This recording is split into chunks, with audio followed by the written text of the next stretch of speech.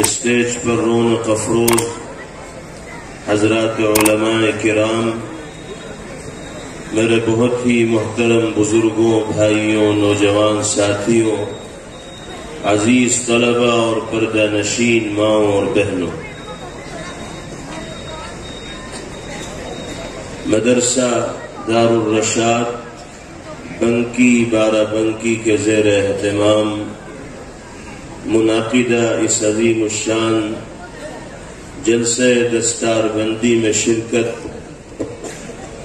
ہمارے اور آپ کے لیے سعادت و نیک بختی اور شرف کا باعث ہے۔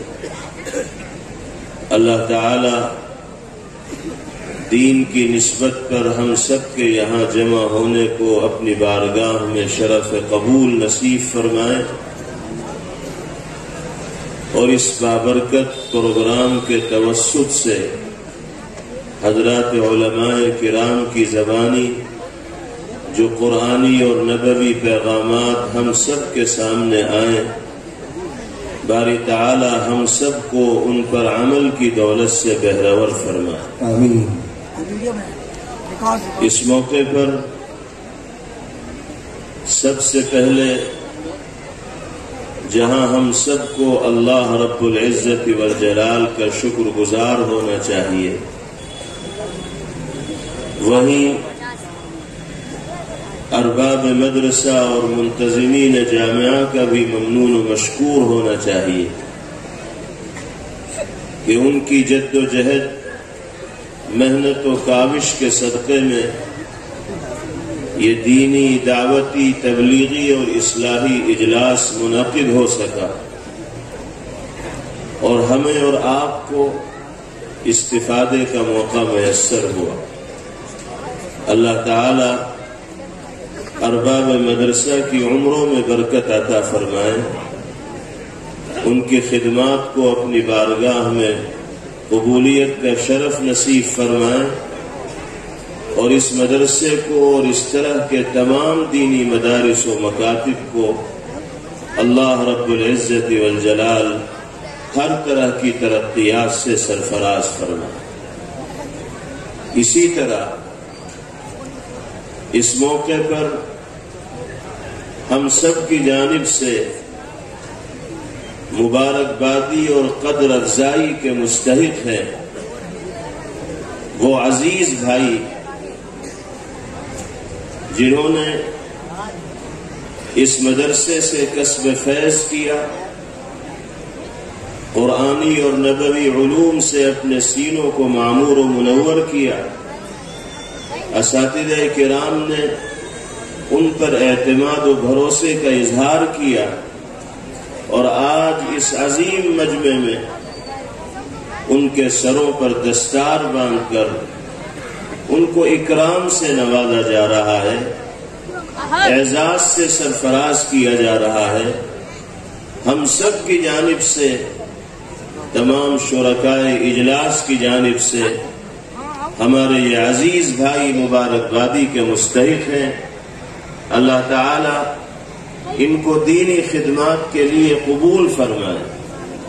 دین کا داعی، مبلغ و ناشر بن کر اس دنیا میں زندگی گزارنے کی توفیق اور سعادت میسر فرمائے۔ ہمارے ان عزیز بھائیوں کو یہ چیز بھی اپنے ذہن میں رکھنی چاہیے کہ یقیناً آپ کی زندگی کا ایک تاریخی لمحہ ہے اور ایک قابل مسرت پل ہے کہ آپ کو اتنے بڑے مجمع میں اعزاز کی دستار عطا کی جا رہی ہے، لیکن یہ یاد رکھیے گا کہ یہ صرف خوشی اور مسرت کے اظہار کا موقع نہیں، بلکہ اس سے کہیں زیادہ ذمہ داری کے احساس کا موقع ہے۔ یقیناً یہ لمحہ آپ کے لیے اور آپ کے والدین کے لیے، اعزاء اقرباء اور رشتہ داروں کے لیے خوشی اور مسرت کا باعث ہے، لیکن آپ کے اساتذہ آپ کے سروں پر دستار باندھ کر اپنے جس اعتماد کا اظہار آپ کے حوالے سے کر رہے ہیں، آپ کو مستقبل کی زندگی میں اس اعتماد کو مجروح نہیں ہونے دینا۔ آپ کے کسی عمل سے، آپ کے کسی قول سے، آپ کے کسی کردار سے، آپ کی کسی حرکت سے آپ کے اساتذہ کرام، مربیان و سرپرستان اور بزرگوں کے اعتماد کو ٹھیس نہ پہنچنی چاہیے۔ اگر آپ کو دستار عطا کی گئی ہے تو اس کا مطلب یہ ہے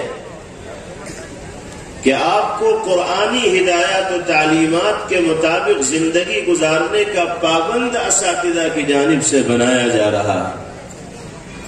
اور آپ کو سماج و معاشرے کے درمیان اس ذمہ داری کا حامل بنا کر بھیجا جا رہا ہے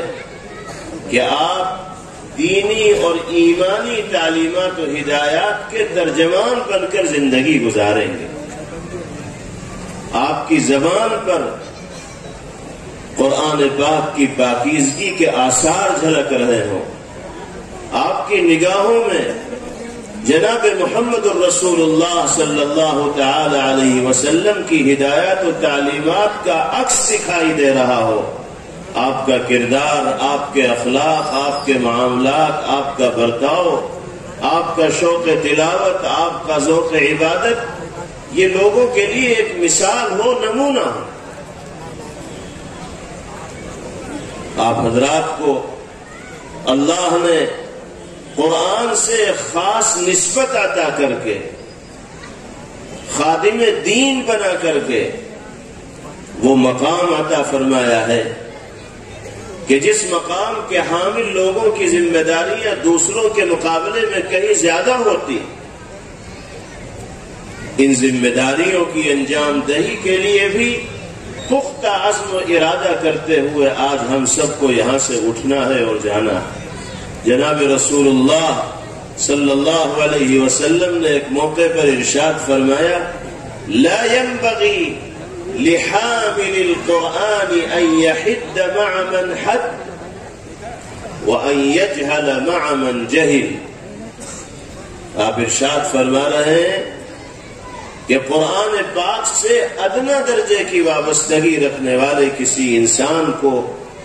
یہ چیز زیب دینے والی نہیں، یہ اس کی شایان شان نہیں کہ وہ کسی تلخ کلامی کرنے والے کے جواب میں تلخ کلامی کرے، کسی سخت زبان بولنے والے کے جواب میں سخت زبان بولے،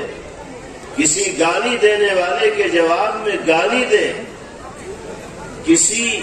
بدتمیزی کا مظاہرہ کرنے والے شخص کے جواب میں بدتہذیبی کا مظاہرہ کرے۔ نبی کریم علیہ الصلوۃ والسلام فرماتے ہیں کہ قرآن سے، علم سے، دین سے نسبت و تعلق رکھنے والے انسانوں کو یہ چیزیں زیب دینے والی نہیں ہیں۔ آپ کے سروں پر دستار باندھی جائے گی، اعتماد کا اظہار کیا جائے گا،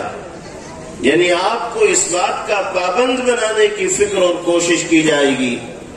کہ نہ آپ کی ذات کسی کے لیے مضر اور نقصان دہ ہو، نہ آپ کی زبان کسی کے لیے مضر اور نقصان دہ ہو، نہ آپ کا وجود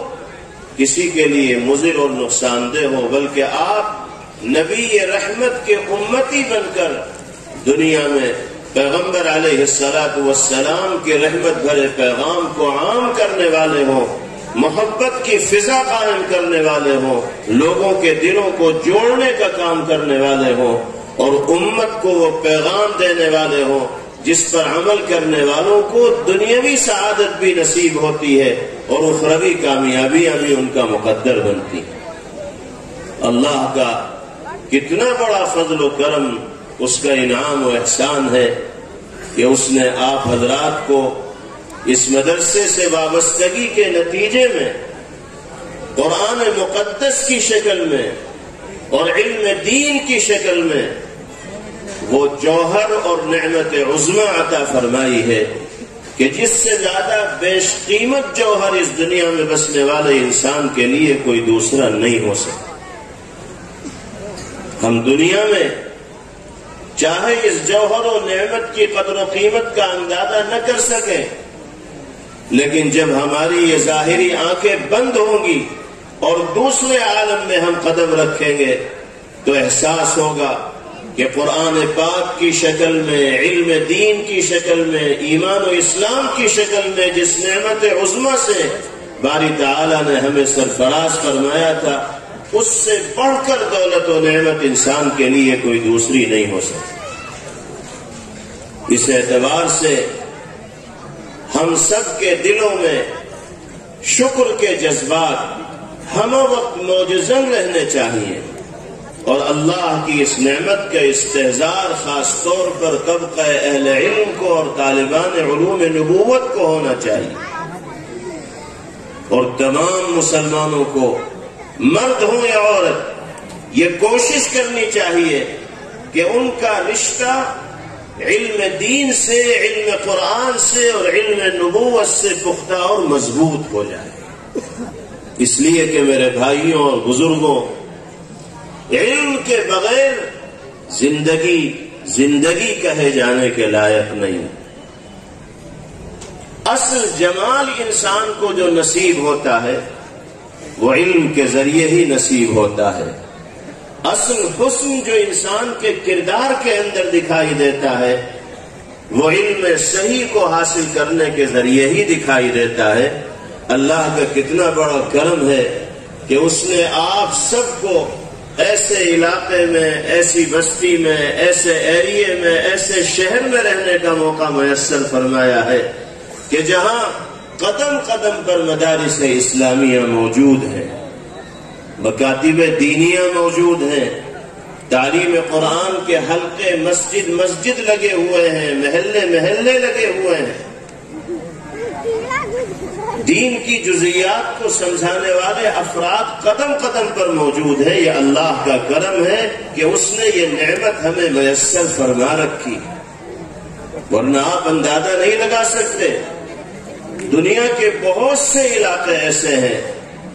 جہاں ہزاروں نہیں لاکھوں کی تعداد میں مسلمان آباد ہیں، لیکن 50 کلومیٹر 100 کلومیٹر کی مسافت طے کر لیتے ہیں اور کوئی معیاری مدرسہ ان کو نہیں مل پاتا۔ کئی 100 کلومیٹر اطراف میں چلے جاتے ہیں، کوئی معتبر عالم ان کو میسر نہیں ہو پاتا جس سے وہ رجوع کر کے دینی رہنمائی حاصل کر سکے۔ اللہ کا کتنا بڑا کرم ہے کہ اس نے آپ کو علم کی کان میں زندگی گزارنے کا موقع میسر فرمایا۔ آپ جس طرح بھی چاہیں علمی پیاس بجھانے کا سامان اپنے لیے کر سکتے ہیں، قرآنی اور نبوی علوم خود بھی حاصل کر سکتے ہیں، اپنے بچوں کو بھی دین سکھلا سکتے ہیں۔ خوش نصیب ہیں وہ والدین جو اللہ کی اس نعمت کے قدردان بنتے ہیں اور مدارس و مکاتب سے کما حقہ استفادے کی فکر اور کوشش کرتے ہیں، اپنے بچوں کو مدارس و مکاتب سے وابستہ کرتے ہیں اور جوڑتے ہیں، اور ان کے مستقبل کی کامیابی کے لیے فکر مند رہتے ہیں۔ لیکن ساتھ ہی ساتھ افسوس ہے اپنے ان مسلمان بھائیوں اور بہنوں پر جو ماں اور باپ ہونے کی حیثیت سے اولاد کی تعلیم و تربیت کے سلسلے میں وہ کردار نہیں پیش کر پا رہے ہیں جو ایک مسلمان ماں باپ کو کرنا چاہیے۔ خدا نخواستہ اللہ نے اگر اس نعمت سے محروم کر دیا تو چاہنے کے باوجود بھی بچوں کو نہیں پڑھا پائیں۔ آج اللہ نے نعمت سے سرفراز فرما رکھا، جہاں چاہیں جس طرح چاہیں آسانی اور سہولت کے ساتھ ہم بچوں کو دین سکھا سکتے ہیں، بہترین قرآن کی تعلیم دلا سکتے ہیں، دین کی سمجھ ان کو عطا کر سکتے ہیں۔ نظام تو اللہ کے قبضے قدرت میں ہے، وسائل پیدا کرنے والی ذات، اسباب مہیا کرنے والی ذات، ذرائع ہموار کرنے والی ذات اللہ رب العزت والجلال کی۔ اگر باری تعالیٰ نے ہم جیسے ناقدروں کی ناقدری کا نوٹس لے لیا خدا نخواستہ اور ان اسباب و وسائل سے محروم کر دیا تو پھر چاہنے کے باوجود بھی ہم علمی پیاس بجھانے میں کامیاب نہیں ہو پائیں گے اور اپنے بچوں کی دینی تعلیم و تربیت میں کامیاب نہیں ہو پائیں گے۔ اس لیے ہمیں ملک کے حالات کی نبض کو بھی پڑھنا چاہیے، مستقبل پر بھی غور کرنا چاہیے۔ جس رخ پر یہ ملک جا رہا ہے اور جس طرح کے حالات سماج میں اور معاشرے میں بنانے کی کوشش کی جا رہی ہے، دین بیزاری کا ماحول جس طرح عام ہو رہا ہے، ارتداد کی فضا جس طرح تیزی کے ساتھ بنتی چلی جا رہی ہے، ایسے نازک لمحات میں بھی اگر ہم نے ہوش کے ناخون نہ لیے اور اپنے گھر میں علم کا چراغ روشن نہ کیا اور گھر کے ہر بچے اور بچی کو صحیح طور پر قرآن پاک پڑھنے کا سلیقہ نہ سکھایا اور دین کے بنیادی عقائد و مسائل سے واقف و باخبر نہ کرایا، تو یاد رکھیے نہ آنے والا زمانہ آپ کو معاف کرے گا اور نہ آنے والی نسلیں آپ کو معاف کرے گا۔ مدارس کے زیر اہتمام منعقد ہونے والے ان سالانہ جلسوں کے انعقاد کے مقاصد میں ایک اہم مقصد یہ بھی ہوتا ہے کہ دینی تعلیم و تربیت کے حوالے سے امت کو بیدار کیا جائے، خوابیدہ دلوں کو جگایا جائے، ذمہ داری کا احساس دلایا جائے۔ چند بچے جو مدرسوں میں اور مکاتب میں پڑھتے ہیں، قرآن سیکھنا صرف انہی کا فریضہ اور ذمہ داری نہیں، بلکہ جتنا فریضہ اور ذمہ داری ان بچوں کا قرآن پاک سیکھنے کی ہے جو مدرسوں میں اور مکاتب میں تعلیم حاصل کر رہے ہیں، اتنی ہی ذمہ داری اور فریضہ ہمارا اور آپ کا بھی ہے اور ملک میں اور ساری دنیا میں بسنے والے تمام مسلمانوں کا بھی، کہ وہ اپنے بچوں کو قرآن پاک پڑھنا سکھائیں اور دین کے بنیادی عقائد و مسائل سے ان کو واقف و باخبر کرائیں۔ اتنا قدیم اور بافیض ادارہ آپ کی اس بستی کے اندر موجود ہے، اہل بستی کا کوئی مسلم گھرانہ ایسا نہ ہونا چاہیے کہ جس کا رشتہ اس مدرسے سے یا اس طرح کے دوسرے دینی مدارس و مکاتب سے مربوط اور مستحکم نہ ہو۔ علماء کے ہاتھ میں ہاتھ ڈال کر ہم زندگی گزاریں، فتنوں سے بچ کر اگر دنیا میں جینا چاہتے ہیں تو جن حضرات کو اللہ نے دین کی فہم اور دین کی سمجھ عطا کی ہے، جو مذہبی اعتبار سے اور علمی اعتبار سے قیادت کے مقام پر فائز ہیں، ان سے جڑ کر اور ان کی رہنمائی میں زندگی گزارنی ہوگی، تبھی میرے بھائیوں فتنوں سے بچنے میں کامیابی ہو پائے گی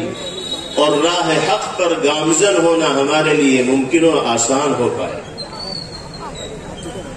ہمیں اس حقیقت کو اچھی طرح ذہن میں رکھنا چاہیے کہ جس طرح ایک انسان اپنی زندگی کے لیے خوراک اور پوشاک کو لازمی اور ضروری سمجھتا ہے، ظاہر سی بات ہے کہ بغیر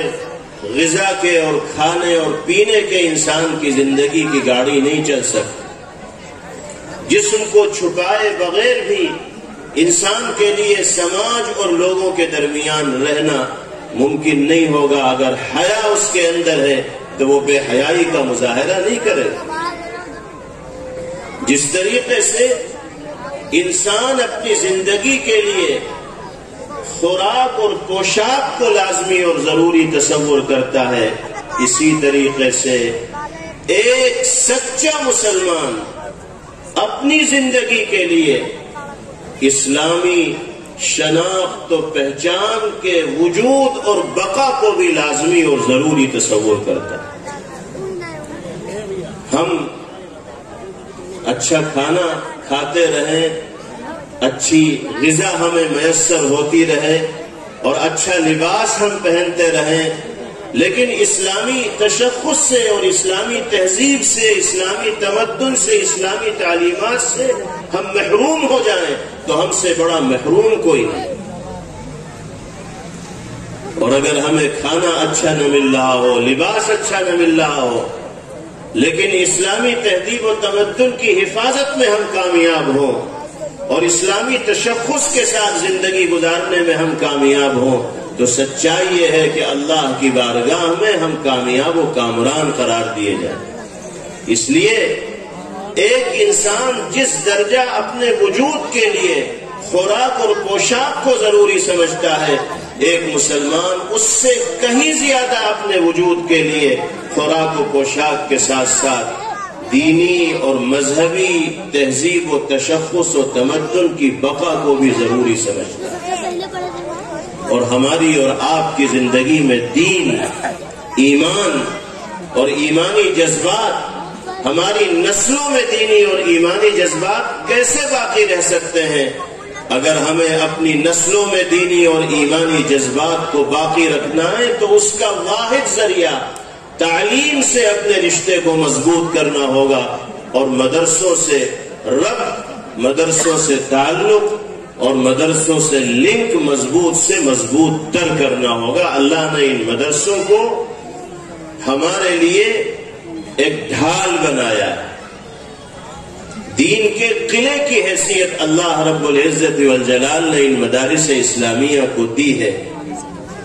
ہماری دینی اور ایمانی تہذیب و تمدن اور تشخص کے بقا کا باعث و ذریعہ اللہ پاک نے اس ملک میں ان مدارس اسلامیہ کو بنایا۔ آپ تاریخ پر نگاہ ڈالیے، کیا صورتحال تھی اس ملک کے اندر، اور انگریزوں نے کس طرح اسلام اور مسلمانوں کے وجود کو مٹانے کی سازشیں رچی تھی۔ اسی دھرتی پر منصوبہ بنا لیا گیا تھا، پلاننگ ہو چکی تھی کہ اس ملک میں نہ اسلام کا وجود رہے گا اور نہ مسلمان باقی رہے گا۔ مغلیہ سلطنت جو مسلمانوں کی سیاست کے لیے قلعے کی حیثیت رکھتی تھی، وہ قلعہ منہدم ہو چکا تھا، سیاسی طاقت سے مسلمان محروم ہو چکا تھا۔ اللہ ہمارے اکابر اور بزرگان دین کی قبروں کو نور سے منور فرمائے۔ انہوں نے مدارس و مکاتب کا سارے ملک کے اندر جال پھیلایا اور مذہبی اعتبار سے مدارس کی شکل میں ایسے قلعوں کو وجود بخشا کہ جن کے ذریعے اللہ نے ایمان کی فصلوں میں بہار پیدا کی اور سارے ملک کے اندر اسلام و ایمان کے غلغلے بلند ہونے لگے۔ آج اگر ہم اسلامی شناخت و پہچان کے ساتھ اس ملک میں زندگی گزار رہے ہیں تو یہ ہمارے اکابر و بزرگان دین کی خدمات کا نتیجہ ہے کہ انہوں نے ہمارے اور آپ کے درمیان مدارس و مکاتب کو قائم کر کے ہمیں اور آپ کو اور ہماری نسلوں کو ان مدارس و مکاتب سے جوڑا، جس کے نتیجے میں دین ہماری زندگیوں کے اندر زندہ ہوا اور سماج و معاشرہ دینی رنگ میں رنگتا چلا گیا۔ جس طرح پہلے ان مدارس کی ضرورت تھی، آج بھی اسی طرح ضرورت ہے اور کل اس سے زیادہ ضرورت رہے گی۔ مسلمانوں کو مدارس کی اہمیت کا احساس ہونا چاہیے، ضرورت کا احساس ہونا چاہیے، اور اس بات کو یقینی بنا لینا چاہیے کہ ہمیں تمام تر توجہ اپنے بچوں کی تعلیم پر دینی ہے، ان کو پڑھانا ہے، زیور علم سے ان کو آراستہ کرنا ہے، اس لیے کہ تعلیم کے بغیر نہ وزن آپ کے اندر پیدا ہو سکتا ہے، نہ اثر آپ کسی دوسری قوم کے اوپر چھوڑ سکتے ہیں، نہ آپ مثالی کردار اختیار کر سکتے ہیں۔ اللہ نے تعلیم ہی کو وہ صفت عطا فرمائی ہے کہ جو اس سے مالا مال ہوتا ہے اللہ اس کی زبان میں بھی اثر پیدا فرماتے ہیں، اس کے کردار کو بھی مؤثر بناتے ہیں۔ اللہ تعالی اس مدرسے کو اور تمام دینی مدارس کو ہر طرح کی ترقیات سے نوازیں، استحکام عطا فرمائیں اور مسلمانوں کو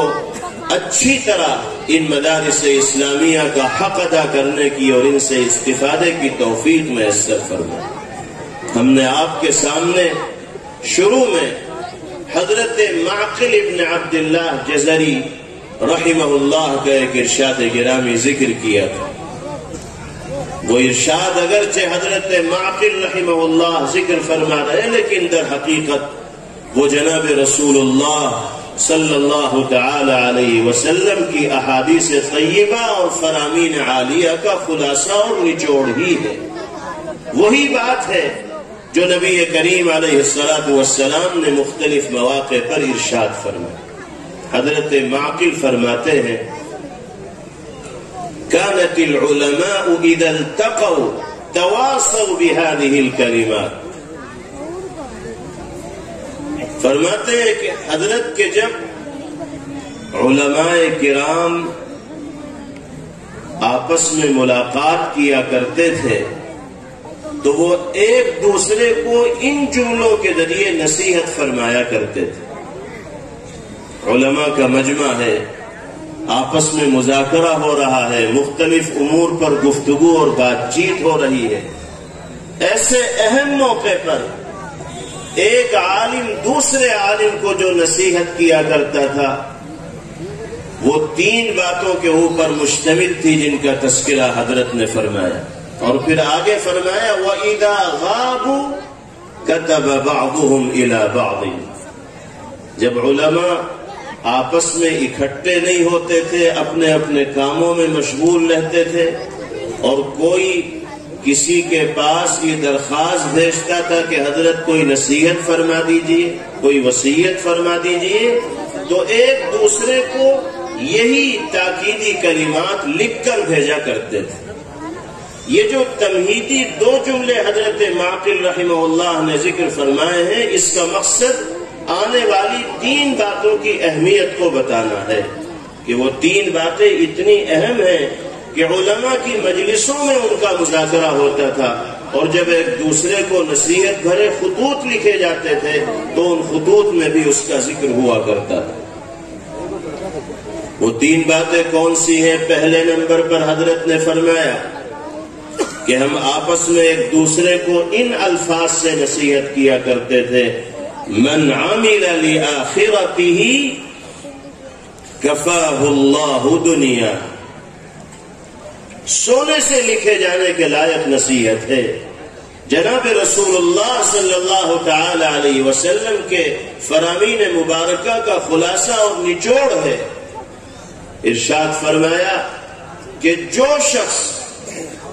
اپنی آخرت کی کامیابی کو پیش نظر رکھ کر دنیا میں زندگی گزارے گا،